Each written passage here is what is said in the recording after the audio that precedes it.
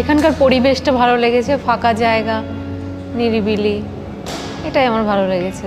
আমরা একটা farm house কনসেপ্টের জন্য খুঁজছিলাম জায়গা, কিন্তু এই এখনকার যা পরিবেশ এখানে ফার্ম হাউস মেনটেন করা আমাদের পক্ষে মুশকিল হচ্ছিল।